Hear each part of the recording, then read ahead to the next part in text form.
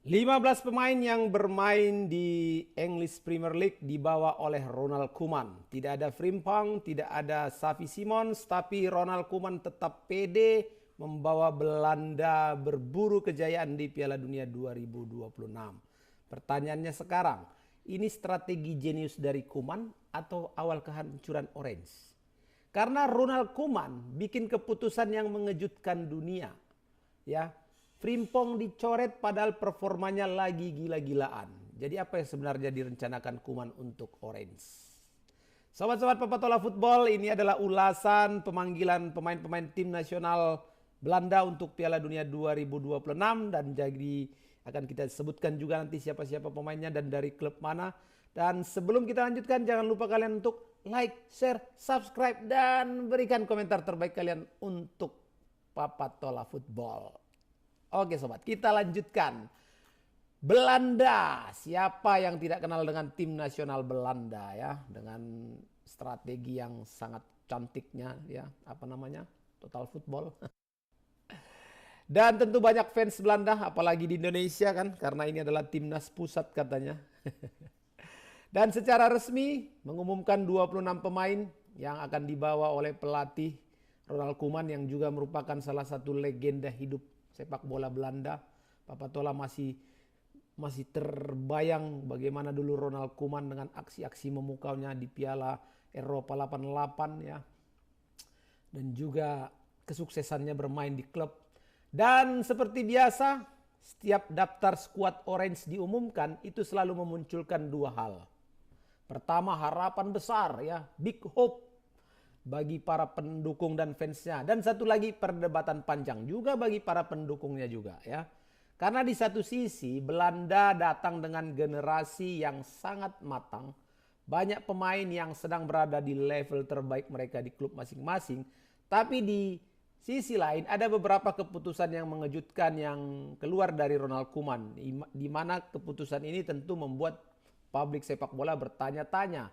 Tentu salah satunya adalah absennya Jeremy Frimpong. Padahal musim ini dia itu tampil eksplosif, bagus dan dianggap menjadi salah satu wingback paling agresif di Eropa.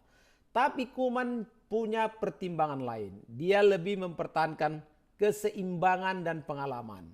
Jadi dia lebih mempercayai Daniel Dumfries dan juga Jarin Timber. Karena untuk mengisi sektor kanan pertahanan, Koeman merasa dua pemain ini ya memang menawarkan karakter berbeda. Dumfries kita kenal punya kekuatan fisik yang sangat bagus dan agresif saat overlap. Dan Timber memberikan fleksibilitas karena bisa bermain sebagai back tengah maupun fullback.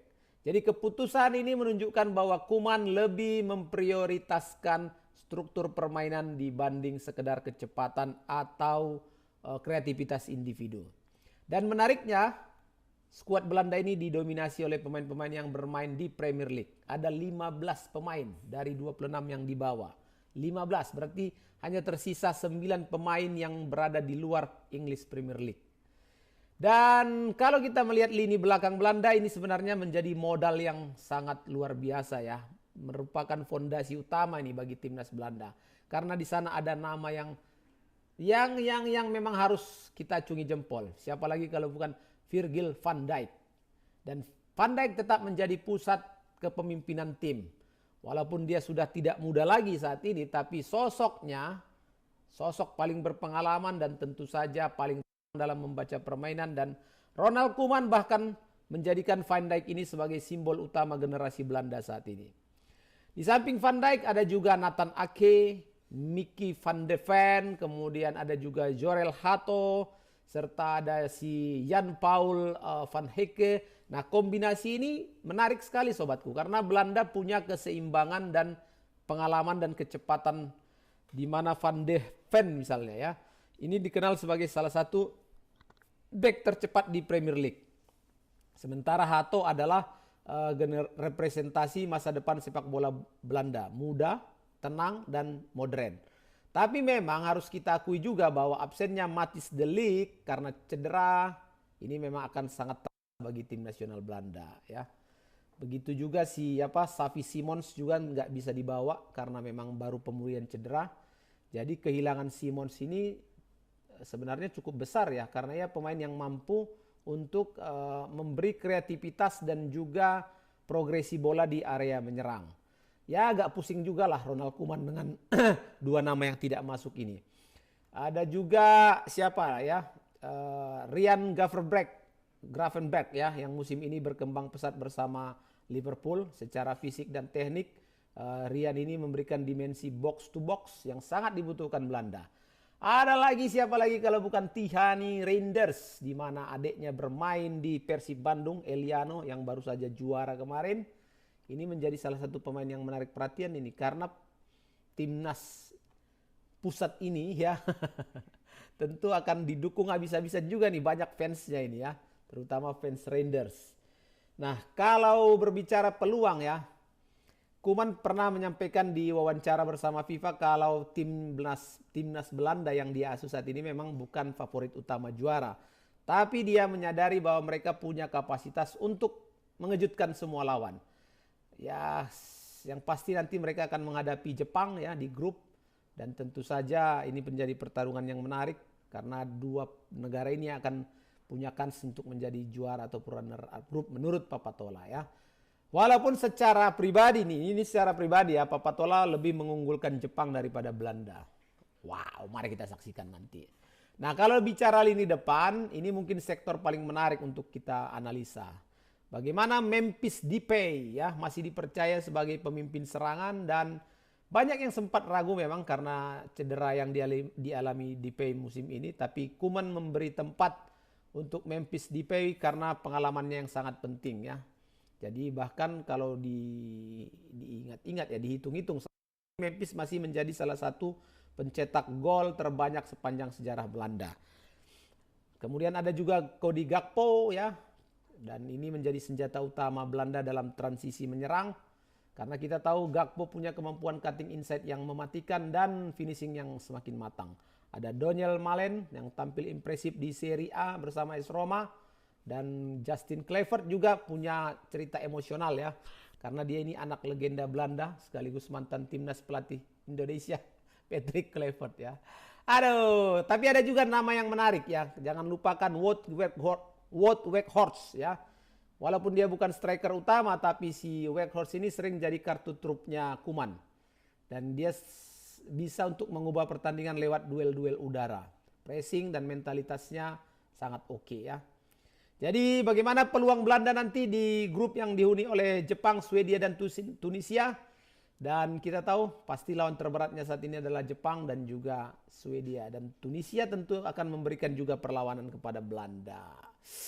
Memang tim Belanda bukan tim yang glamor, tapi paling tidak mereka punya kedalaman skuad dan juga pengalaman dan keseimbangan tim yang bisa menjadi ancaman serius baik bagi Jepang, Swedia maupun Tunisia. Sobat-sobatku, ini dia 26 nama pemain tim nasional Belanda. Kita mulai dari penjaga gawang Bart Verbruggen dari Brighton, Mark Flekken dari Bayer Leverkusen, Robin Roos dari Sunderland. Di belakang ada Nathan Ake, Manchester City, Virgil van Dijk, Liverpool, Denzel Dumfries, Inter Milan, Jorel Hato, Chelsea, Jean-Paul Van Hecke, Brighton, Jurin Timber, Arsenal. Kemudian ada Mickey van de Ven, Tottenham Hotspur, Mats Wiever, Brighton. Di tengah, di barisan gelandang ada Ryan Gravenberch, Liverpool, Frankie de Jong, Barcelona, Teun Koopmeiners, Juventus, Noh Lang, Galatasaray, Tijani Reinders, Manchester City, Martin de Roon, Atalanta, Gustil, PSV Eindhoven, Quintin Timber, Marseille. Dan di barisan penyerang, Brian Broberry, Sunderland, Memphis Depay, Corinthians, Cody Gakpo, Liverpool, Justin Kluivert, Bournemouth, Daniel Malen, AS Roma, Crescencio Summerfield, West Ham United, dan Wout Weghorst, Ajax. Dan tim ini diarsiteki oleh legenda Ronald Koeman. Terima kasih sobat-sobatku.